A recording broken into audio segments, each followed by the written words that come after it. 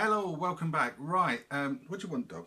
As you can see from the title, yeah, okay, you're a good boy. As you can see from the title of the video, it's a four-way comparison of Sabre Wulf from Ultimate Play the Game in 1984. The running order is going to be Amstrad CPC, Commodore 64, BBC Micro, and then we're going to finish up with the Spectrum version. Now, it's one of the most well-known of Specky games. People seem to have a great deal of love for it. I am not one of them. For reasons I'll explain in the sort of segments as we go through them. Now, the purpose of the game, of the video, is literally just to show what the comparison, what the similarities and differences between each version are, and to give everyone an opportunity to comment. Now, I was just interested to see how it fared on the Amstrad, Commodore and BBC. I have played it on the Spectrum, of course, but not to any sort of great deal. It seemed to be a mapper's delight. I remember in Crash magazine, they had some, used to have map making competitions with some really, really nice prizes. And Sabre Wulf's trophy, as I recall, was a sort of a replica of the amulet that you have to collect the 4 pieces of, or however many pieces of it you have to collect as you whiz around the game. That, of course, being the object. You are the Sabreman. It's the first of the Sabreman games, followed by Nightlord, Underworld and Pentagram. There was supposed to be another one called Mire. As we know, it never sort of surfaced.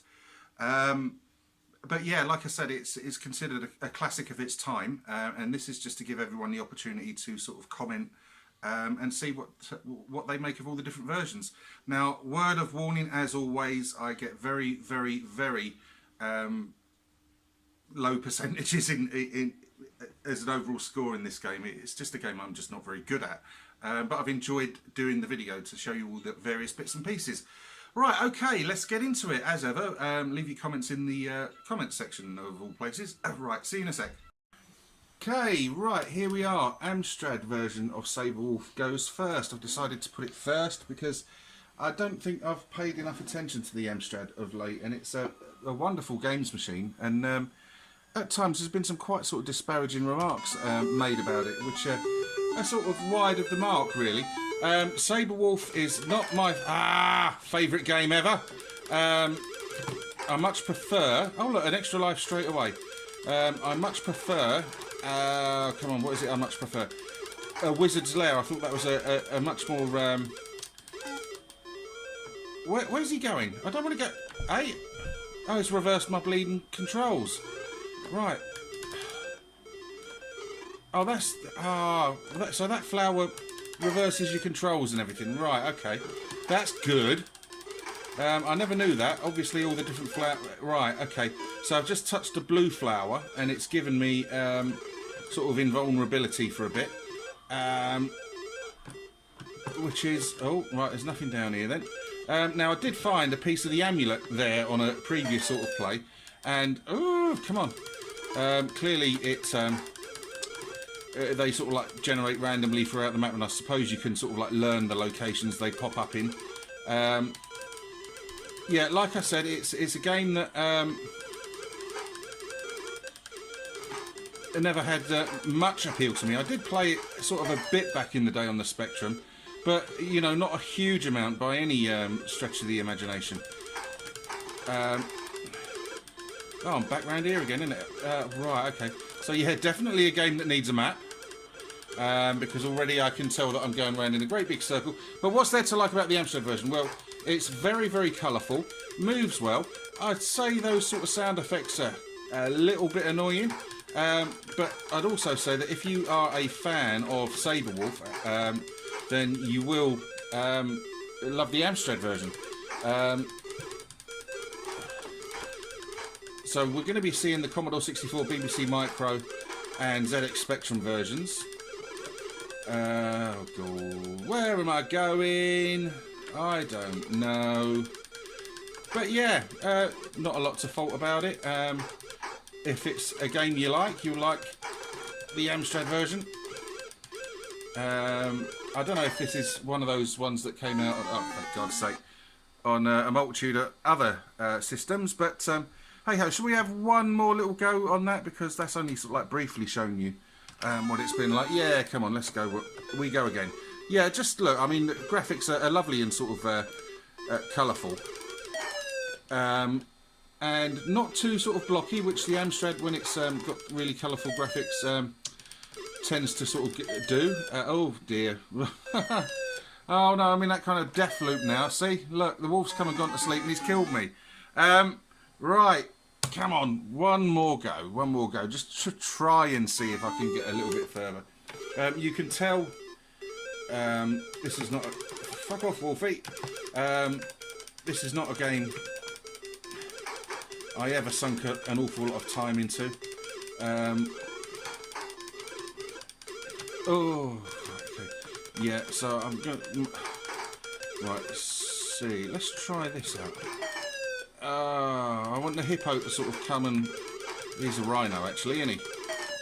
Get up there, come on. Right, so at least I'll be able to get round there this way, because... Oh, for... Fuck it. Best laid plans. Oh, dear. Right, that was briefly Sabre Wulf on the Amstrad. Again, not a version I was familiar with, but, you know, absolutely nothing wrong with it if you're a Sabre Wulf fan. Let's look now at the Commodore 64 version. Okay, right, here we go. Sabre Wulf on thingamajig. Commodore 64, that's it. Thank you, little badge on the front of the computer for remedying my brain fart just then. Now you'll hear there's some nice title music going on. Again, I'm going to play it with a joystick because I'm not sure what the keys are on this. So yeah, it's just to have a look at it and see how it matches up really against the other versions. Right, so let's get into it. Okay, well, it's identifiably Sabre Wulf. You can see things look a little quicker than they do on the Amstrad. Now, to show you how sort of like little time I ever spent on Sabre Wulf back in the day, these little sort of like flower stalks, when they bloom, if you touch them, they can give you powers which are sometimes good, sometimes not so good. There's invincibility, there's yellow, which kills you, and paralyze. Oh, for God's sake. Well, that was a very good first go for the Commodore 64 version. Yeah, there's purple, which inverts your controls, and blue, which gives you invincibility, and I can't remember what red does. But the problem is it takes forever for them to sort of bloom, and they don't stay bloomed for long, as you just saw. Now, oh, for God's sake, this bit has always been a... Right, well, at least the fucking rhinoceros is out of the way now. So I should be able to get here because the wolf isn't asleep there. The wolf tends to come from the right to the left and then sleep just in that sort of position there, and you can't get past him. Or it takes you ages to sort of get past him. Now, those little sort of like native people are invincible. You can't kill them, I don't think. And I've just clearly just walked into him off the side of this. Well, I got a little bit further in that attempt. But, oh dear. Yeah. Like I said, I was never a huge aficionado of Sabre Wulf back in the day. Oh God. Well, at least he's going to fuck off out of the way. Right. Okay. Right. So at least I've got past him now. Like I say, But yeah, it's decent enough sound effects. Graphics are colourful enough, although Commodore style a bit sort of washed out. But you know, some nice detail on the sort of Sabreman character. He looks slightly weedier than he did in the Amstrad version that we just saw. Oh, well, I suppose I got further there than I did before. I got 4%. Wow, world record for Baz. Right.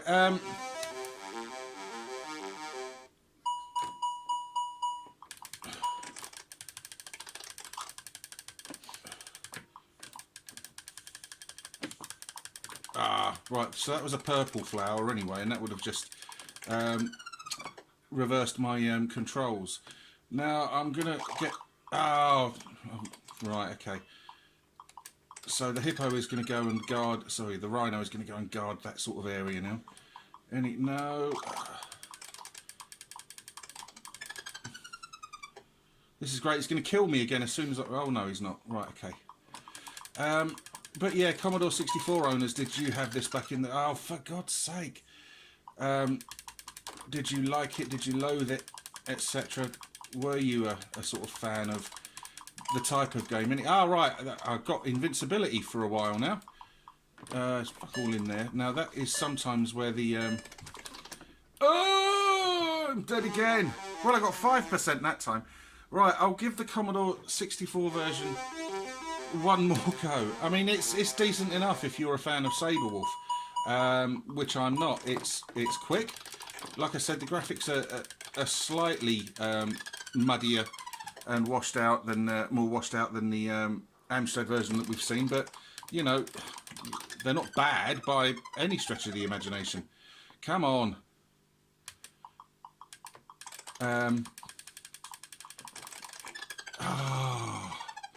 This is going to be one of those games that's full of frustration for me, I'm afraid.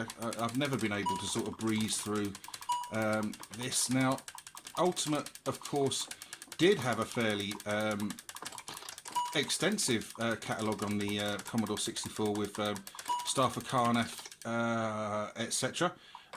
Not games I'm familiar with at all. I have played the Commodore versions. Oh, there's a bit of Amulet. Oh, look, there was a bit of Amulet and I didn't fucking get it. What was I going to say? Yeah, with the Staff of Karnath, Black Witch, and stuff like that. Games of which I'm yet to experience, but I'm led to believe that other than Staff of Karnath, the Commodore 64 sort of exclusive games are a bit meh. But like I say, I've never sort of experienced them. But I believe Underwolf also was released on the 64. And recently, in the last couple of months, of course, we also got a remake of Nightlaw, which is fantastic. Well, I say fantastic. I mean, technically fantastic. I mean, Nightlaw is a game that I played a lot back in the day on the Spectrum. But I don't think has aged particularly well. So yeah, I mean, there's the Commodore 64 version of Sabre Wulf. Sorry I couldn't sort of show you an awful lot more, but as we know, my ability to use joysticks is absolutely woeful. But anyway, let's move on and have a look at the BBC Micro. Hello, right, welcome back. Okay, let's see how Sabre Wulf fares on the BBC Micro. Get it running. Lovely sort of leery loading screen there. I like that. I approve. And it's given me the options. The first one so far to define my keys, which is a godsend. So I'll have Q, A, O, P, P, space. And I presume H is pause. Or sorry, answer the phone is pause. So we'll have H for that. Is that okay? It certainly is. Right, okay. Now, very nice sort of music going on here, and you can see from the sort of surround of the menu screen that it's actually a very colourful game. So let's get into the game itself. BBC Micro owners, please, as ever, shout out with your memories of the game. I've got myself a little bit of invincibility there, which is going to help me, although it's slowed down a bit. But yeah, first impressions of the BBC Micro version are, it's really nice. And a very good sort of representation of the game. There's a bit of Amulet and I couldn't get it. Can I get it? Can I get it? Yes, I've got a bit of the Amulet. That's the first time in any of these versions. I think I did actually find one in the Commodore 64 version, but I got deaded, as has just happened there. So, right, yeah, okay, so I've got 10% completion on that. Let's have another go. Yeah, like I say, it's really nice and colourful, sort of, and clear. Like a good sort of cross between the Amstrad and Spectrum versions, I think, anyway. And I think, like I said, you won't have been unhappy with this as a BBC Micro owner back in the day. Now, Ultimate actually had a fairly strong presence on the what's this machine? On the BBC Micro. you know, on this card here, there are versions of Cookie, Jetpack, Jetman, Alienate, Nightlaw, Nightshade, this. So, you know, it's a shame there wasn't a version of a BBC version of Trans Am, because I think it would have done really well. The BBC would have had a really good, been able to put out a really good version of that. As it is, it doesn't have it. So, well, I've still got 1 life left. But yeah, oh, lovely sound effects. Ow! Lovely sound effects. Lovely and colourful, nice and sort of blocky, leery sort of graphics. Right, we'll just go for that. We'll have one more go on the BBC, and then we'll move on to the Spectrum. Oh, got an extra life straight away there. And lost it straight away. For God's sake!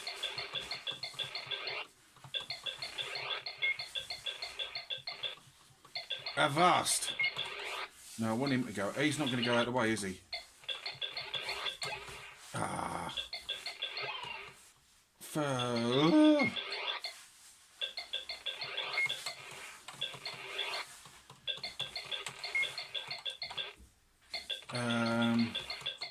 There's an extra life down there.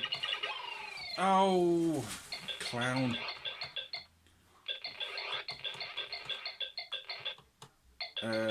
Don't know where I'm going. Amulet! Yay! Now can I get the however other many bits there are? I think there are 4, aren't there?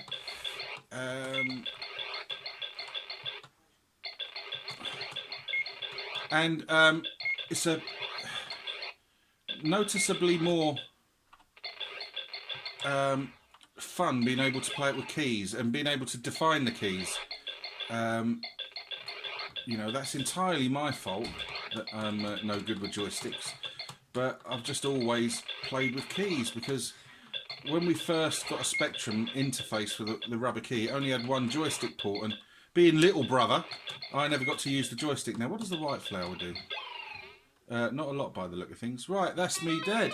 Yeah, BBC Micro version of Sabre Wulf there. Not too shabby at all there. Right, moving on to the final version that I'm going to show you, being the ZX Spectrum. Hello, welcome back. Right, the ZX Spectrum version of Sabre Wulf from Ultimate Play the Game. You know, one of the most iconic sort of titles on the system, some people's favourite game. As I've already intimated and hinted, it's not one of mine. I can see why it's considered a classic though, but the problem for me with Sabre Wulf has always been the keyboard controls that Ultimate Play the Game have always used. They're just unwieldy for me. You know, and on the BBC Micro version, they seem to have understood that that was a problem for people, and they gave you a definable keys option. There is no such thing on the Spectrum version, which is a shame. It's one of the reasons also that I never got on particularly well with Attic Attack. Although last year Luca Bordoni did release a hack of Attic Attack, which inserted a definable keys option, and it really opened the game up for me. It made it much more playable. So I hope someone somewhere someday does the same with Sabre Wulf, because I really just cannot get on with these keyboard controls. If you're asking why I'm not using a joystick, A, I don't like joysticks, I already said that. But B, I'm having to use Spectaculator on the laptop since my Spectrums blew up anyway, so a joystick isn't an option. Right, anyway, let's get into the Spectrum version. Now, I believe Nightlaw was actually created, finished before Sabre Wulf was, but they decided to hold its release back so that it, because they saw it was so sort of like revolutionary, that, for God's sake! That was great, wasn't it? That was a bit like Manic Miner's Falling Death Bug.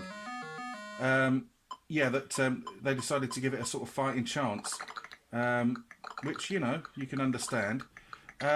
Graphically, there's absolutely nothing wrong with the Spectrum version of Sabre Wulf. It's really, really very, very colourful, pretty.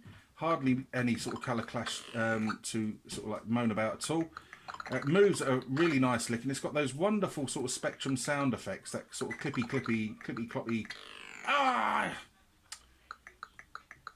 sound. but yeah, some people absolutely adore Sabre Wulf and manage to go through it and sort of complete it. I'm a long way off being one of those people. Like I said, I think on the Amstrad version, I actually preferred Wizard's Lair to this game. I thought there was more to do, and it was a cross between sort of Sabre Wulf and Attic Attack, I found, and was just a bit more enjoyable. No, come on. Oh, for God's sake.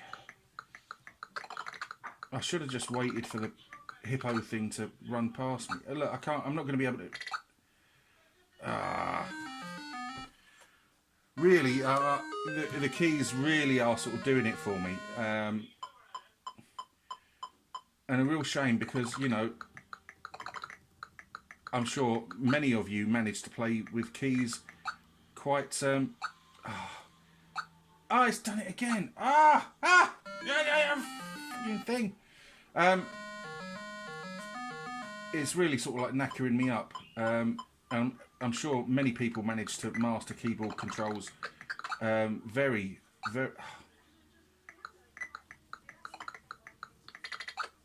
Right, he's fucks off now. At least I can get down there.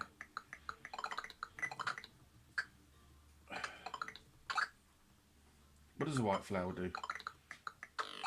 It kills me. It takes me... That was good. Oh my God, you lot are probably all sitting out there going, what is this fool doing? And the answer is, this fool doesn't know.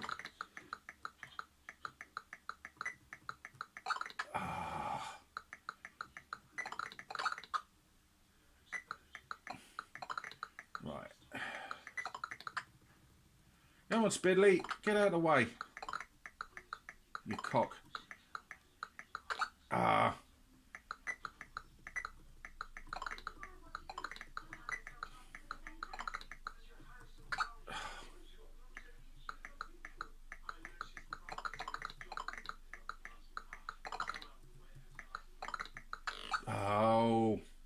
See, these little sort of clearings tend to be where the sort of amulets sometimes materialise. Yeah, that's the Spectrum version of Sabre Wulf. I can't get anywhere in it at all. I'm sure many of you managed to complete it back in the day, but it's just beyond me. Right, okay, let's go to the outro. Okay, so there we had it. 4 versions of Sabre Wulf for the Amstrad, Commodore, BBC and ZX Spectrum. Now, I have to say, if you're a Sabre Wulf fan, you would have liked every single version of those. The Amstrad version, really nice graphics, played at a good pace. Again, you know, I had to play with joystick, not my favourite method of playing, but it looked really clear, really crisp, and I'm sure, as I said, you'd have loved it if you were a fan of the game. Commodore 64 version, nothing wrong with it, apart from the colours were, as expected, washed out and sort of darker, but it moved at a good pace.